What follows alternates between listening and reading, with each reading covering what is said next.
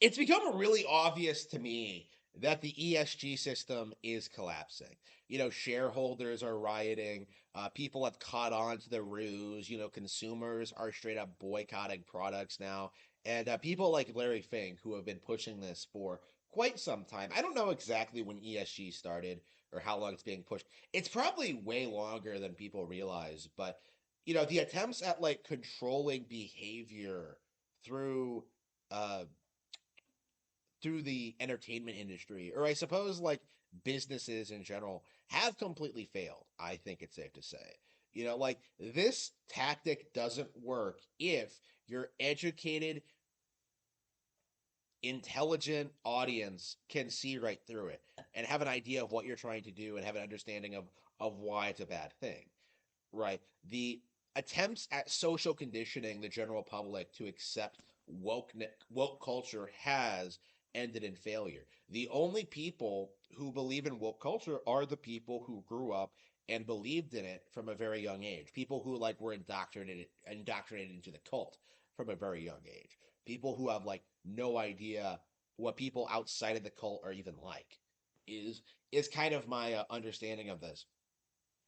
And more, I'm starting to see more and more people like lash out against the agenda, right? In really weird ways too. Like it's really strange to me as someone who grew up in like an extremely LGBT friendly community, seeing like more and more people like speak out against like the things that the LGBT community does all the time. Grooming children, the way they the promiscuity, their attitudes towards people different from them. Like more and more people are starting to notice these things that have been obvious to me for a very long time. Not because like they're bigoted or because they're hateful, but because it's true. And and more, like the more and more the establishment tries to crack down on certain worldviews, like the idea that say immigration causes problems or that like race is real or whatever. Like the more and more they crack down on that kind of thinking, like the more and more it starts being accepted by the masses as being true, right? They complain about misinformation for a reason because it is the kind of thing that they don't want you talking about, right? It is the kind of information that they can't control, right? It is something that people are believing in spite of all of their attempts at circumventing it and controlling it and making people think it's a good thing. And more people are starting to notice that the woke culture that they grew up with, terms like the America, the melting pot of cultures, or our Judeo-Christian faith, right? They're beginning to realize that like those are buzzwords that were introduced to ease people into woke culture, right? It is uh, more and more people are becoming aware of actually happening, what's actually going on, and the more people become aware, the less effective the propaganda becomes, right? So I think this situation in regards to Warhammer 40K trying to pretend it always had like female custodians or whatever. I'm not a Warhammer fan. Okay, I've always made fun of the IP. I don't like it. I don't respect it. I think the lore is try hard. I'm sure the game is boring. Like I don't have any respect for Warhammer. But it was really interesting to me to see how people reacted to this information because the immediate backlash from the fans was very very quick and very absolute. They were just like no. And then they had entire like documentations of like all the arguments that like the Wokies would have, right? Uh like they knew very well that that was not true in the lore, that the setting was very specific, that that was contradictory to established lore, and the Wokies came out and like tried to damage control it. But first of all, they exposed that they're not fans of the game to begin with, right? Like even I, like someone who's like a casually aware of the Warhammer 40K IP, was able to see through that very quickly. I could see that they were trying to push an agenda. But secondly, like all the arguments they tried to put out, like the idea that like Warhammer fans don't want girls in their hobby, kind of fall flat when you realize just how many female exclusive units there are and how many like different factions there are with like female units. Like nobody has an issue with female units in the game. The issue is like the contradictory nature of this statement that this previously male exclusive group has always had female units, because that's just like a blatant retcon. That's like Bridget was trans all along for the Warhammer community. So the backlash was swift. Everyone has a lot of people have come out and said that they are going to stop supporting the company like outright because of it. And I don't know how exactly this is going to affect the bottom line, but I've seen people say this tanked the stock somehow.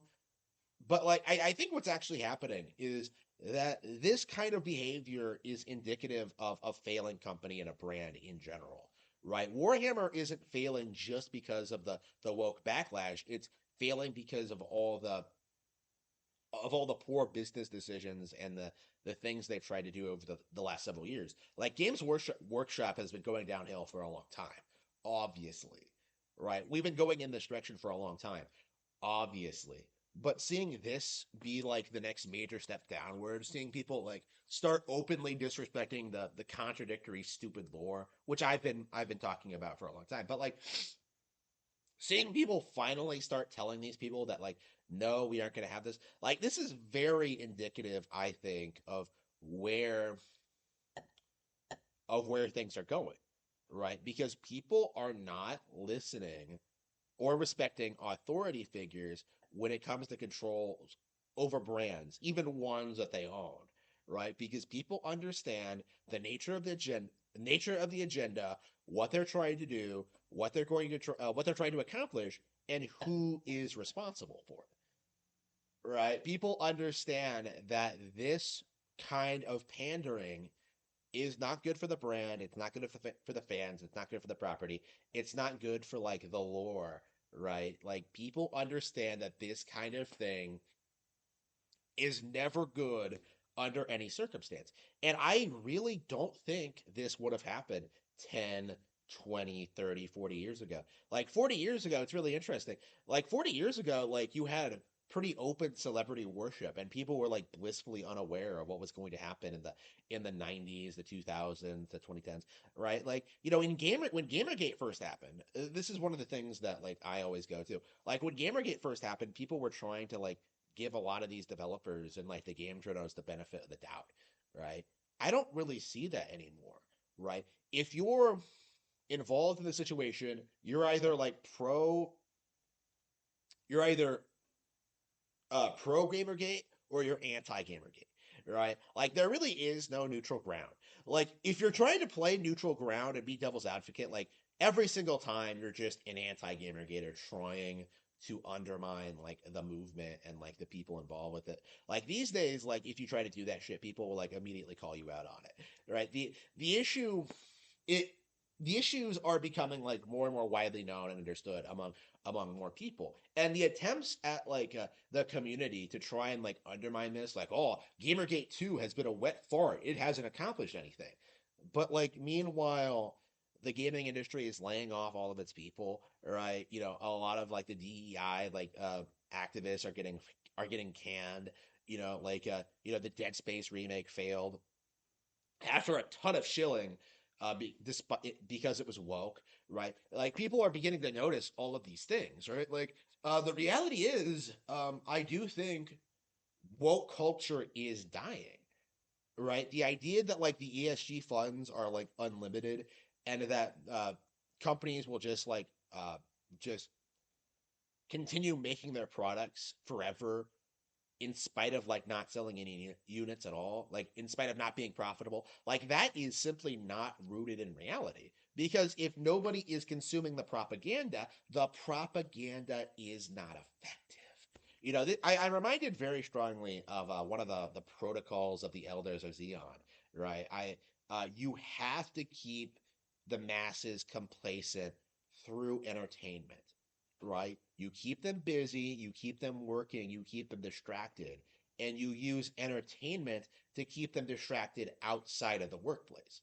And I think the modern gaming industry doesn't understand that specific the importance of that protocol, because they really thought with the advent of the PS360, And like the push away from Nintendo games, they really thought they could just produce a bunch of crap products and people would line up to like the would line up for it anyway, no matter what. Like all they would have to do was just take over the big brands. But now we're at the point where people are actively like leaving all of their favorite properties behind because all of them are garbage now. All of them are crap. Like none of them have really done anything interesting or engaging for years. And now we're in this era where everybody's just consuming older stuff, the good stuff. I watch, even as a kid, I was like leaning more into 80s movies as opposed to modern ones because even modern ones were crap. Like even in the 2000s, like the decline in quality was really noticeable. But